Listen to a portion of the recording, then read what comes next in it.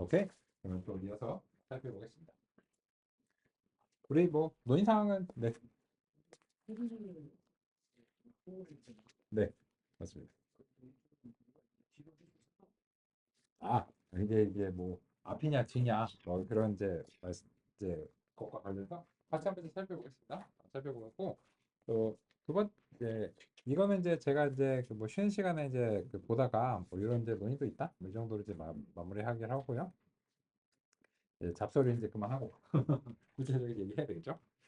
그리고 그 진행 관련해서 안내 드리면은 우리 이제 그 오후에 5시간을 이제 진행하는데 그 통으로 생각하면 조금 답답하거든요. 이제 힘드니까. 그래서 3시간 하고 이제 빅브레이크 한번 갖겠습니다. 빅브레이크는 이제 20분간 이제 가질 예정이고 그래서 이제 우리 진행에 따르면은 3시 10분부터 30분까지 20분간의 빅브레이크가 한 번 예정되어 있습니다. 그래서 이제 빅브레이크 하고 나면 이제 마지막 2시간 이렇게 이제 살펴보는 그런 리듬으로 보겠습니다. 그리고 이제 방금 전에 이제 주신 논의와 관련해서 같이 한번 이제 살펴보겠습니다. 이렇게 이제 그 이제 보시면 이게 이제 그 문장을 요 앞쪽에다가 이제 0으로 채웠는데 이거 뭐 뒤쪽에다가 이제 채워도 되는 거 아니냐 이렇게 이제 그 논의를 이제 주셨는데 좋은 논의죠. 좋은 논의고 이제 이전과 이제 관련해서 이제 보시면 이제 그 이거는 이제 어느 방향이든 사실 크게 상관없습니다. 왜냐하면 결과적으로는 이제 이 영들이 이제 들어가서 이제 나중에는 이 영들을 그냥 이제 연산의 이제 효율을 위해서 이제 하나의 행렬로 만들어 줘야 돼서 이렇게 이제 하는데 나중에 인베딩 쪽에서는 요 영은 그냥 건너뛰어 이런 식의 설정이 있어요. 그래서 이제 그때 이제 보면은 사실 이 영들의 이제 효력이 이제 없어질 건데 이게 이제 이렇게 돼서 이제 뒤에 붙느냐 이제 앞에 붙느냐 뭐 이런 거는 이제 그냥 그 정하기 나름이다. 이제 특별한 뭐 이유가 있는 건 아니고 그냥 이제 요 패드 시퀀스가 이제 그렇게 이제 되어 있고 다만 일관성이 있어야 돼요. 이게 이제 그 앞쪽에다가 0을 채우기로 했으면 이제 모든 문서를 그렇게 처리를 해줘야 되고 뒤쪽에 0으로 채우기 했으면 이제 모든 문서를 그렇게 해줘야 되거든요. 그래서 이제 정하기 나름이고 다만 일관성이 있어야 됩니다. 그래서 지금처럼 이제 논의 사항이 있으시면 알려주시고 그러면 이제 우리 또 보겠습니다. 그럼 이제 모형을 이제 만들었어요. 이제 훈련 절차로 돌입을 해보겠습니다. 그러기 위해서는 이제 컴파일이라는 이제 것을 통해서 이제 손실을 이제 규정을 이제 하셔야 되는데 현재로서는 로스에서 바이너리 크로스 엔트로피라고 하는 것을 설정을 이제 해줄 필요가 있고 이거 이제 이진 분류의 문제이기 때문에요. 그리고 이제 옵티마이저는 2015년 이후에는 이제 아담이 이제 기본적으로 많이 활용이 됩니다. 요거 같은 경우에도 이 케라스 이제 옵티마이저스에 아담이라고 하는 것이 있고 이제 학습률을 다음과 같이 설정할 수 있습니다. 근데 요 기본적으로는 요 값이 기본 값으로 이제 설정이 이제 되어 있습니다. 그리고 이제 매트릭스라고 하는 것을 이제 추가를 이제 해줄게요. 그래서 이제 애큐러시를 이제 종종 이제 같이 이제 보고 싶습니다. 이제 설정을 이제 하고요. 그리고 나서는 이제 실제로 이제 모델한테 X 트레인 레이블즈 이런 식으로 이제 하고 배치 크기도 이제 적당히 이제 설정을 이제 해주는 게 이제 필요하고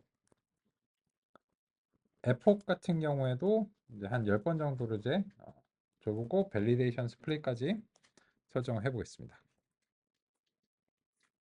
그리고 나서 이걸 이제 실행을 해 보겠습니다.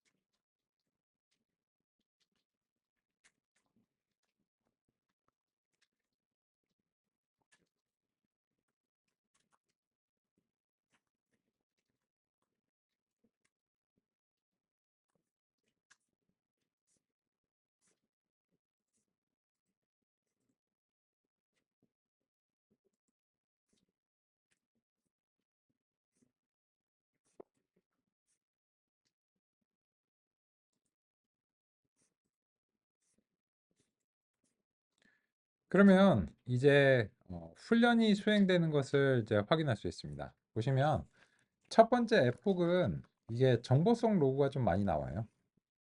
근데 이제 다음번에 훈련하실 때는 이런 정보성 로그는 아마 안 나올 겁니다. 그래서 이제 처음에 보시기에는 조금 이제 번잡스럽죠. 번잡스러운데 요걸 이제 그 첫 번째 에폭은 이제 GPU를 좀 깨워야 돼서 시간이 많이 걸려요. 그래서 야야야 일어나 이러고 이제 GPU 막 깨우고 막 그러고 있거든요. 그래서 이제 이 GPU한테 또 이제 그 데이터도 복사하고 뭐 이러다 보니까 시간이 좀 많이 걸리는데 그러고 나서 이제 두 번째 에폭 이후로부터는 이제 배치당 3ms밖에 소요가 안 되기 때문에 이제 사실상 그 이후로는 거의 이제 총 시간 이제 빵초가 이제 소요가 되는 것을 확인할 수 있습니다. 그래서 일단 우리가 가공한 데이터로 훈련이 이제 됐습니다. 됐죠?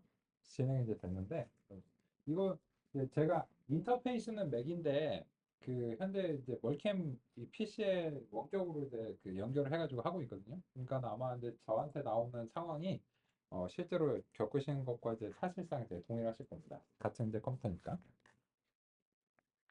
근데 이걸 이제 보시면 학습이 진행이 돼서 됐긴 했거든요. 학습이 이제 진행이 됐는데 그래서 이제 요 학습이 진행이 된 것은 이제 어떤 것인가를 같이 한번 확인해 보겠습니다. 그래서 여기서 이제 펜다스의 이제 데이터 프레임으로 히스토리 객체를 한번 이제 확인 이제 해보겠습니다. 여기 보시면 요게 이제 요거를 훈련 결과 표라고 이제 부를게요. 그리고 이제 다음 같은 이제 표를 이제 보시면 이제 되겠습니다.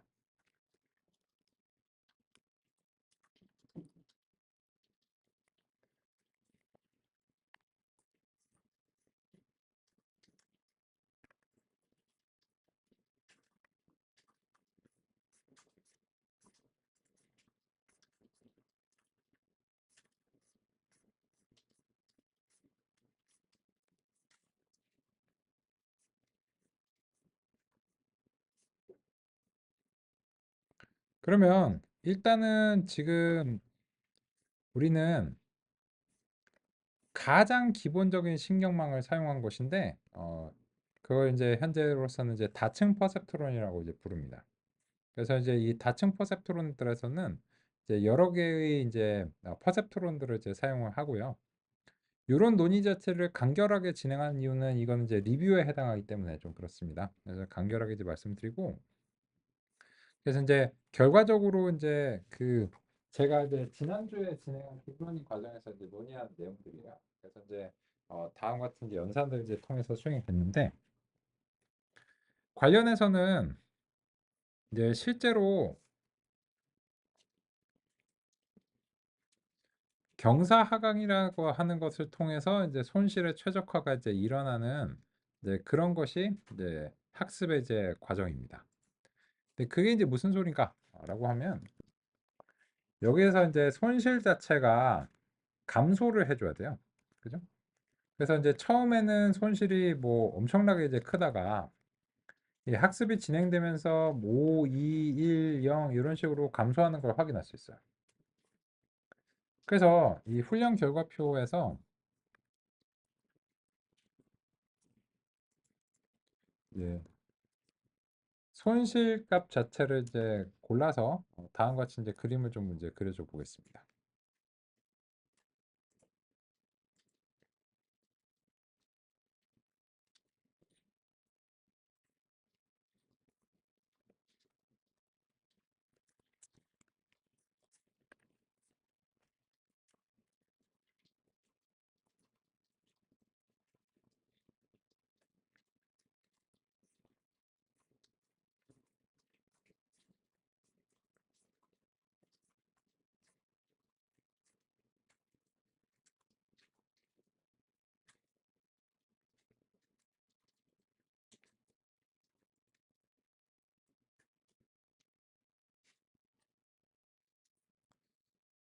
그럼 이제 손실이 지금처럼 이제 그 내려가는 것을 이제 확인할 수 있잖아요. 근데 이게 내려가서 그 학습이 안 되는 건 아닌 것 같은데 이 애큐러시를 보면은 이 학습이 무의미하다는 사실도 알 수 있어요. 왜냐면 요 accuracy는 이제 뭐냐면 이제 정확도인데 이게 그 지금 우리의 목표 출력은 0 또는 1입니다. 0 또는 이제 1인데 이게 이제 각각 12,000여 개 정도 이제 있잖아요. 아까 이제 분석을 이제 해보니까. 근데 우리가 원하는 것은 어떤 이제 입력이 요 X라고 이제 표기할게요. 요 입력 자체가 어떤 이제 문서인데 그 문서가 긍정인가 부정인가를 이제 분류하는 이제 상황이에요. 그리고 이제 이 출력 자체는 분류해서 이제 확률적인 자신감으로 이제 표현이 되어야 됩니다. 근데 지금 보시면 accuracy가 50점대라고 하는 것은 어떤 의미냐면 요게 이제 종합적으로 확률이 이제 50%라는 거거든요. 근데 이 확률 자체가 개선이 안 되고 있죠. 그죠? 그리고 그 확률이 이제 얼마인가 의미를 이제 생각해 보면 요거는 그냥 찍어서 맞출 확률이 50%예요. 근데 학습을 시켰는데 50%를 벗어나지 못한다는 거는 이거는 사실상 무의미하다라고 할 수 있습니다. 야, 그 뭐 딥러닝이 잘한다고 해서 내가 했더니만 왜 안 돼? 그죠? 그 얘기 이제 해야 되겠죠. 일단은 자, 지금은 딥하진 않아요.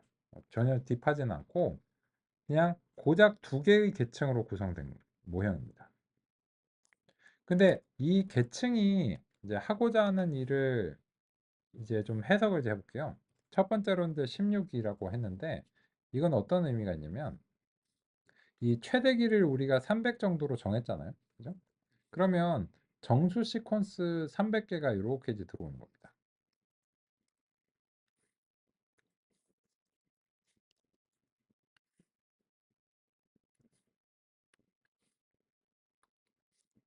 그래서 이제 어떤 경우에는 이제 그 패딩 때문에 0으로 이제 채워져 있고 앞쪽에 그러다가 이제 1 이렇게 이제 시작하면서 이제 문서의 이제 시작이라고 이제 표시하고 뭐 임의의 숫자 뭐 이런 것들이 이제 들어가 있겠죠. 이런 식으로 이제 되어 있는데 그런데 이제 이러한 입력을 누가 만나는가 하면은 첫 번째 계층이 만나요. 첫 번째 계층이 요 그 댄스라고 하는 요런 이제 계층인데 이 첫 번째 계층에서 16개를 출력으로 이제 한다는 것은 무슨 말이냐면 이제 신경망 이제 멀티레이어 퍼셉트론이 인공 뉴런을 퍼셉트론이라고 부릅니다. 근데 이런 인공 뉴런을 총 16개를 썼다는 뜻입니다.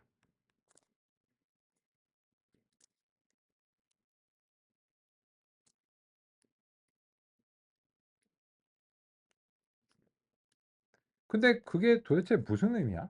그 얘기를 하고 싶은 거예요. 그 얘기는 뭐냐면 이 300개의 출력을 16개짜리의 출력으로 그 요약적으로 압축을 했다는 뜻입니다.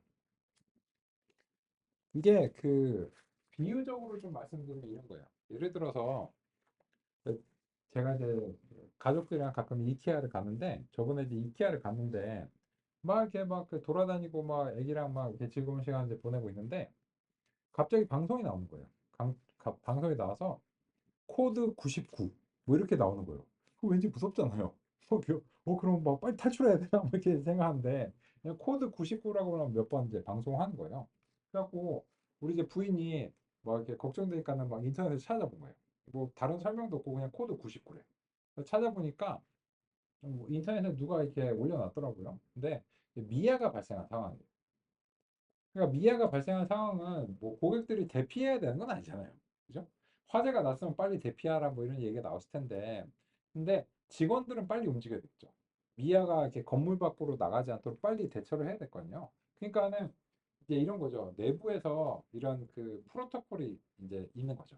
그래서 코드 99 딱 하면은 이제 뭐 어떤 행동을 해야 되는지 정해져 있겠죠. 뭐 출입문에 이제 뭐 직원을 이제 배치하고 뭐 이제 그 뭐 여러 가지 활동들이 있겠죠. 그죠? 근데 그거를 구구절절히 고객 여러분, 직원 여러분, 지금 미아가 발생한 상황이 요게 이제 문서예요. 이게 문서에 해당하는 건데 코드 99 이런 식으로 얘기하면 이렇게 구구절절하게 얘기하는 것이 그냥 딱 어떤 그 두 개의 숫자 이내로 인코딩이 된 거라고 할 수 있습니다. 그러면 우리의 그 신경망도 마찬가지로 300개의 문서가 있는데 여기서 일단 긍정인가 부정인가를 알고 싶은 거예요. 그래서 뭐 하여튼 모르겠고 그래서 이 영화 봐 말어. 재미있어 없어 그것만 얘기해. 뭐 이렇게 뭐 그것만 좀 얘기해.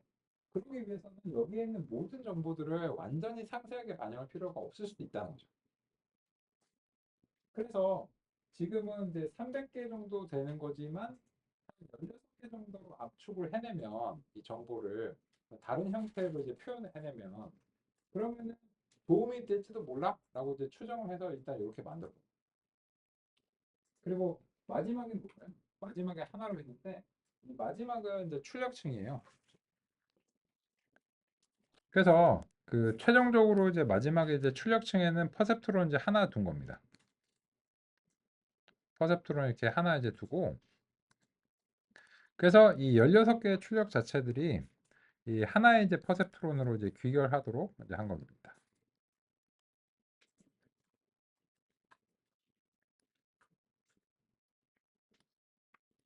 이런 내용이 낯설시면은 신경망의 이제 가장 기본적인 내용을 이전에 경험하지 못하신 거죠. 그래서 이제 요게 조금 요약적이고 바쁘게 느껴지시면 요거는 리뷰입니다. 그래서 이제 그렇게 느껴지실 이제 가능성이 이제 있고요. 근데 지금 이제 우리가 원하는 출력은 어떤 거냐면 그래서 이게 주어진 이제 입력에 대해서 어느 한쪽의 확률을 이제 알고 싶은 거예요. 왜냐면 이 확률을 알면 다른 확률은 그냥 계산해서 정하면 되거든요. 왜냐하면 이게 베르노이 분포이기 때문에 두 개 이제 합계 확률은 1.0이잖아요. 그러니까는 그 중에서 어느 하나의 확률이 결정되면 다른 하나의 확률은 그냥 1 빼기 이거 해가지고 결정이 되면 되니까 그래서 지금 같은 경우에는 이제 이진 분류라고 합니다.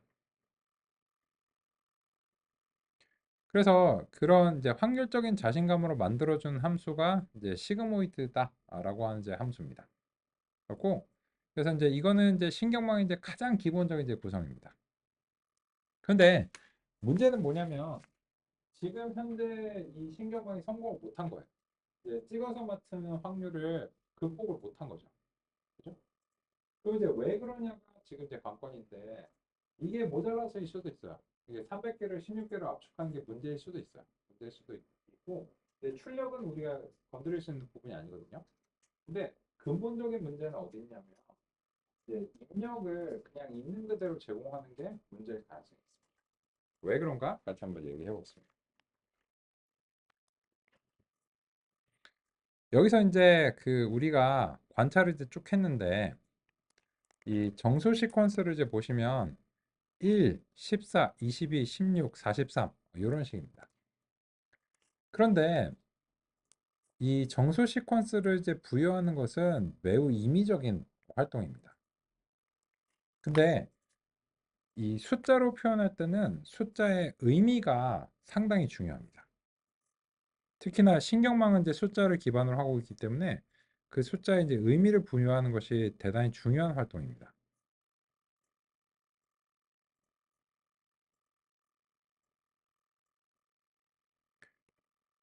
그런데 그러한 숫자를 그 있는 그대로 현재 상태에서 활용하는 것이 이제 문제가 될 수 있다는 점을 같이 한번 이제 공감해 보도록 하겠습니다.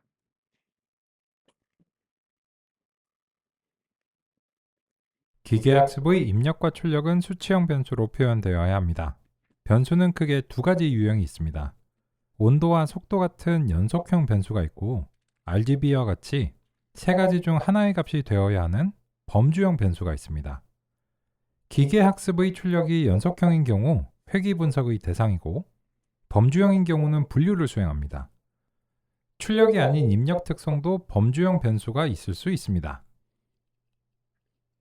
범주형 변수를 수치로 표현할 때는 가장 기본적이고 직관적인 방식은 범주형 변수의 가능한 값들에 임의적으로 숫자를 할당하는 것입니다.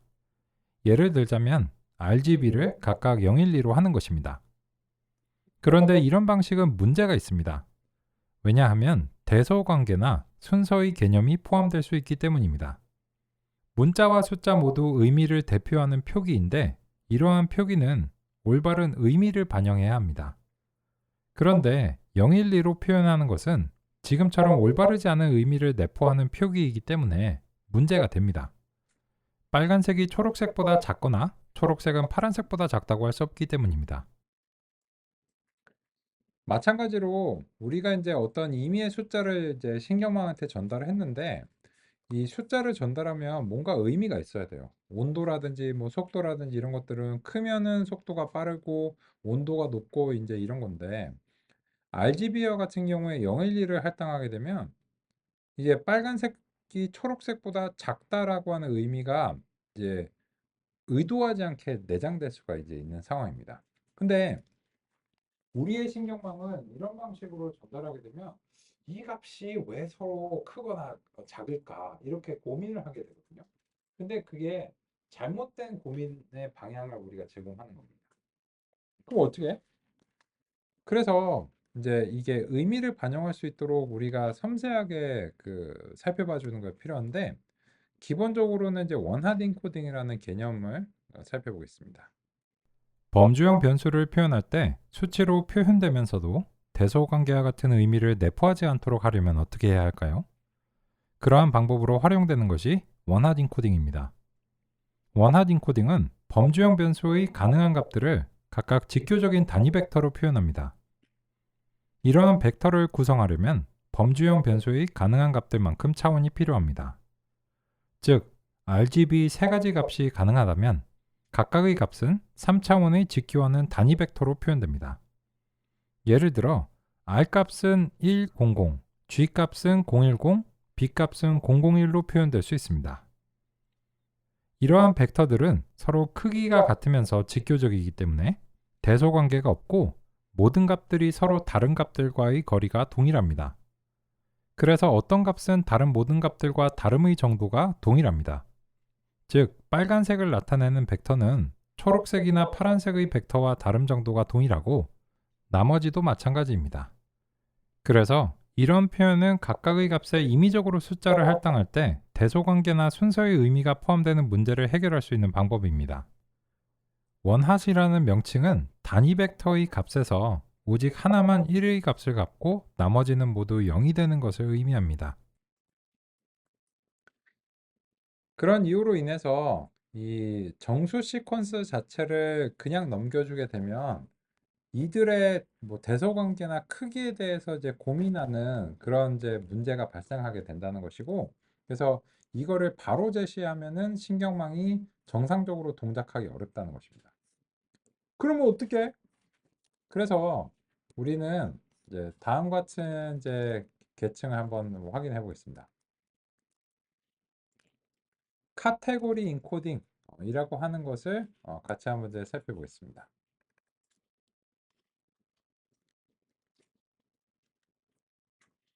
그리고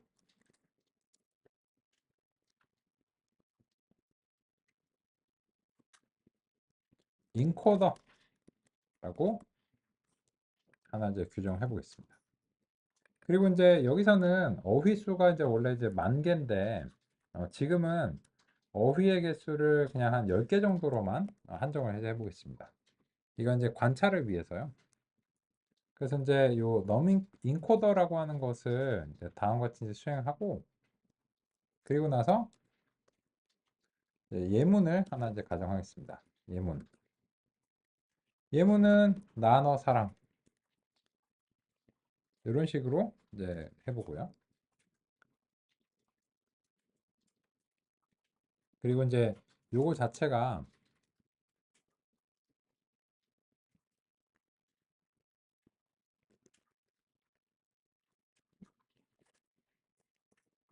각각 이제 단어 단위로 이제 쪼개져야 되기 때문에 요걸 이제 목록으로 이제 만들고요.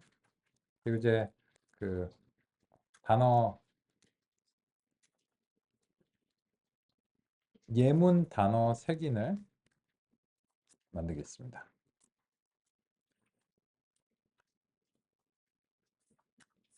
그러면 0번은 나, 이런 식으로요. 1번은 너. 이런 식의 이제 뭐 2번은 이제 사랑. 이렇게 이제 만들고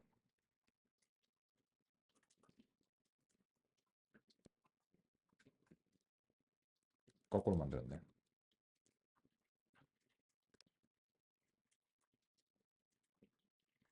뭐 0번은 이제 패딩이니까 이런 식으로 이제 만들죠. 그리고 나서 이제 이 정수 시퀀스를 어, 만들어 이제 보겠습니다. 그래서 실제로 이제 정수 시퀀스는 이제 1, 2, 3 이렇게 이제 되어 있다라고 하면 그러면 이제 요 인코더한테 이 현재 이제 정수 시퀀스를 이제 그 한번 바꿔봐라 이런 식으로 해보겠습니다.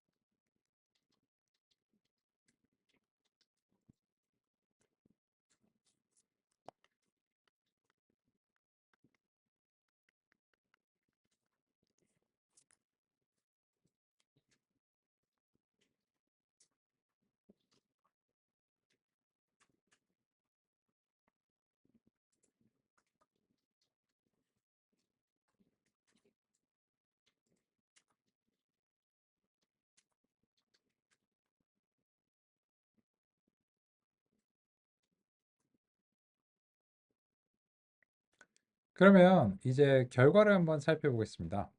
결과를 이제 보시면 이 카테고리 인코딩의 이 넘 토큰스가 어휘의 이제 개수를 이제 지정하는 겁니다.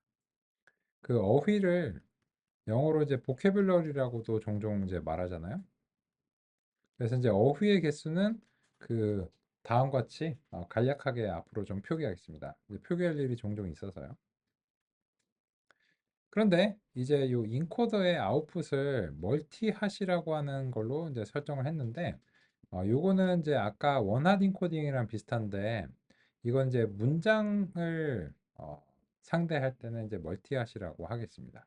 이게 어떤 의미인가를 이제 보시면 일단 요 인코더는 기본적으로 어휘의 개수만큼 이제 자리를 준비합니다. 그리고 나서는 이제 나너 사랑 이런 단어가 이제 있으면 이 정수식 나라는 단어가 등장했다. 이 문서에서 너라는 단어가 등장했고 사랑이라는 단어가 등장했다. 이런 식으로 이 문장 내에서 어휘가 어떤 어휘가 등장했는지를 이제 표시를 해주는 방법입니다. 그러면 이런 식으로 이제 하면 현재 우리 문서에서 만약에 이제 긍정적인 막 원더풀, 막 어메이징 이런 단어가 등장하면 그 등장했다고 이제 표시가 되겠죠. 근데 뭐 terrible, bad 이런 단어가 등장했다고 표시를 하겠죠. 근데 그런 단어가 이제 긍정적인 단어가 들어있는 것과 부정적인 단어가 들어있는 것이 다음 같은 방식으로 표시가 되면 여기에 대해서 우리 신경망이 제대로 된 신호를 받을 가능성이 있다. 그러면 이제 우리는 이제 뭘 수행하고자 하냐면 저런 이제 인코딩하는 부분을 이제 추가적으로 이제 한번 삽입해 보겠습니다. 모델 애드에서 레이어즈에서 이제 카테고리 이제 인코딩 그걸 이제 어휘수로 이제 설정하고요. 아웃풋 모드를 이제 멀티핫으로 해보겠습니다. 즉 이제 정수 시퀀스 자체를 이제 그대로 반영하는 것이 아니라 다음과 같이 이제 멀티핫으로 이제 변환해서 수행을 이제 해보겠다는 것입니다.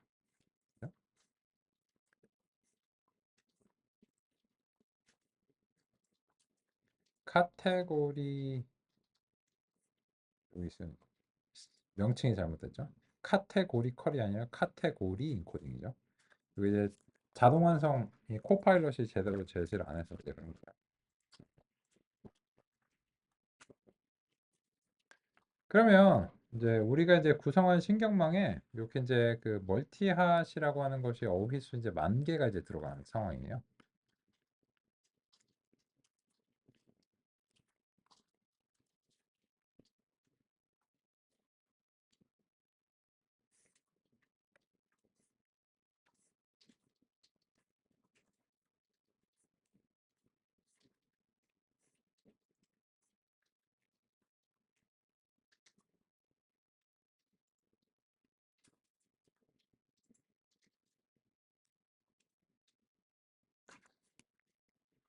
그래서 요거 하나만 이제 추가해서 그 정수 시퀀스를 멀티핫 인코딩으로 이제 변환을 이제 수행했다라고 하는 점이 이제 차이점이고 나머지는 전혀 수정한 부분이 없습니다. 여기까지 잘 되셨나요?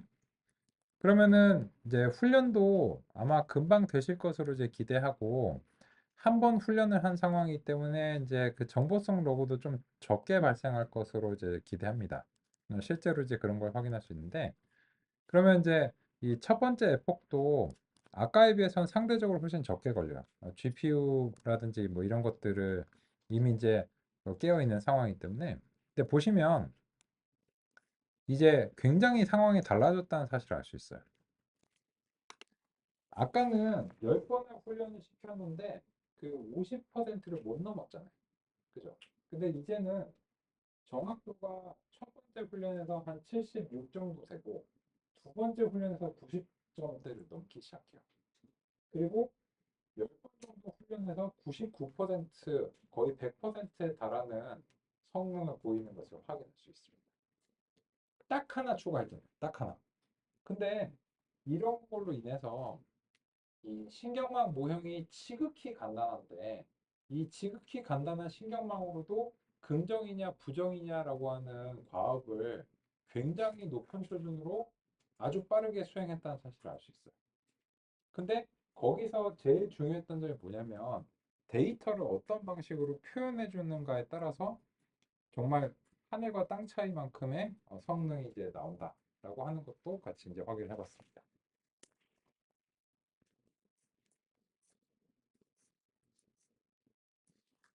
결과가 대응이 되시나요? 좋습니다.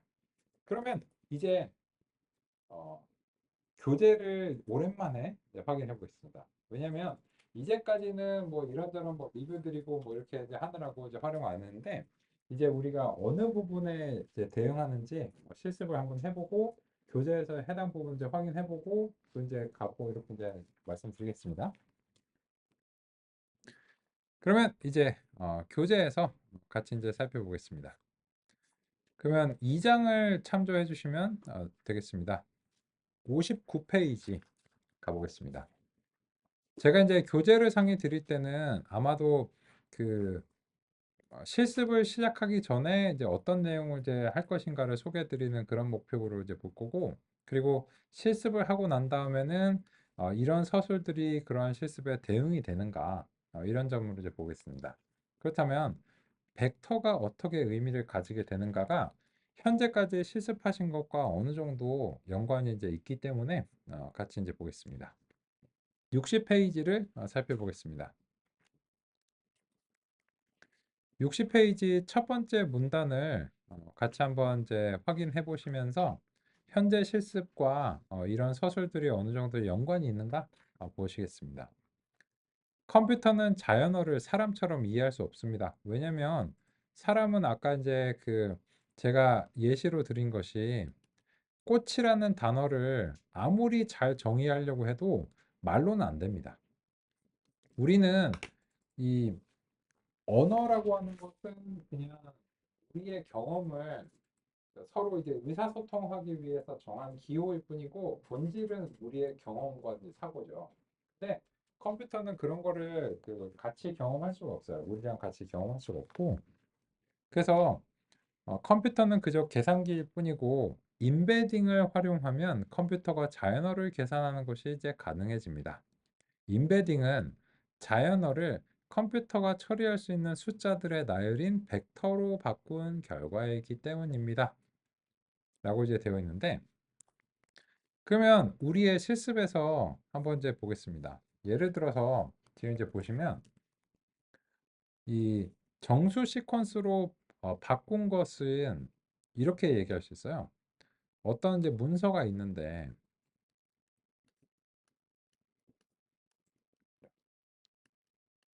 이 문서 자체를 1년의 정수값으로 이제 변환했잖아요.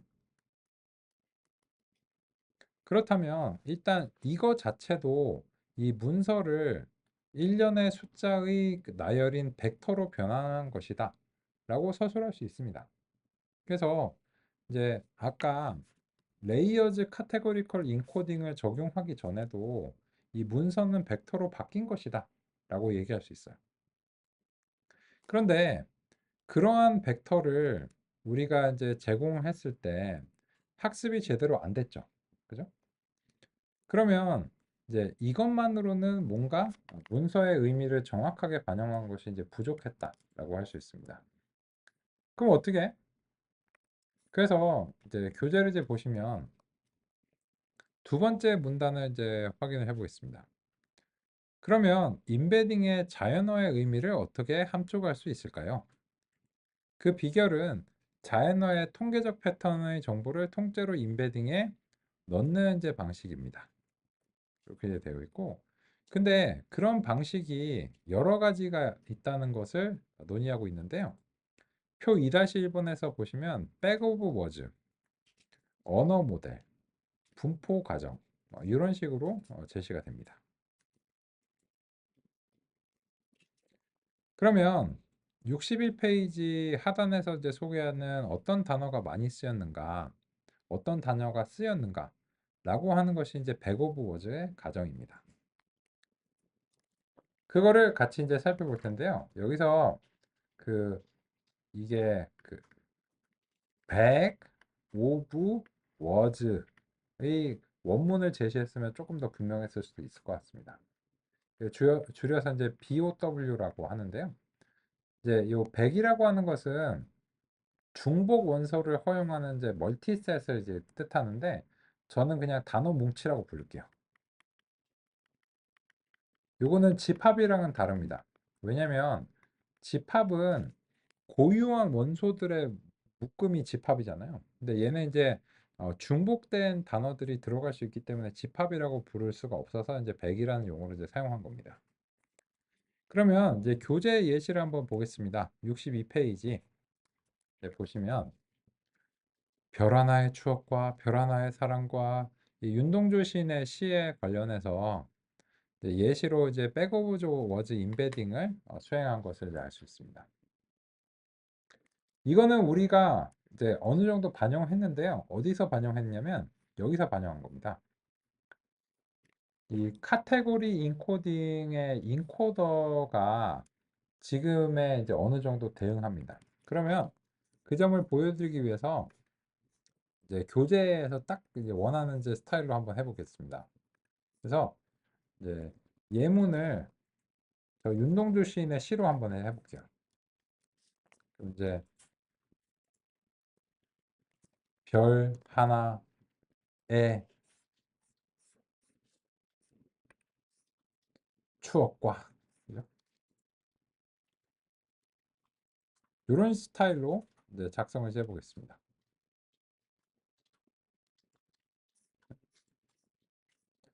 그런데 너 띄어쓰기가 왜 이러냐? 라고 하면은 이게 형태소 분석과 분리를 해줘야 되거든요. 근데 지금은 아직 형태소 분석과 분리의 논의가 이제 안 들어왔기 때문에 그래서 이제 그 이런 방식으로 그 별 하나의 추억과 이런 것들을 이제 논의를 하고 있습니다. 그래서 이거를 이제 단어 뭉치로 만든 다음에 다음과 같은 벡터로 만드는 것이 멀티학과 유사한데 약간의 이제 뉘앙스가 이제 다릅니다. 그래서 우리가 이제 그 두 개를 이제 비교를 해보고 그리고 이제 그 중에서 어느 게 그 더 나은 방식인가도 실험적으로 한번 살펴볼 예정입니다. 미리 상의드린 대로 우리는 이번 시간은 여기까지 진행하고요. 20분간의 빅브레이크를 갖고 30분에 다시 시작하도록 하겠습니다. 항상 30분에 시작한다. 이렇게 생각하시면 되겠습니다. 커피 한 잔 드시고 하시죠.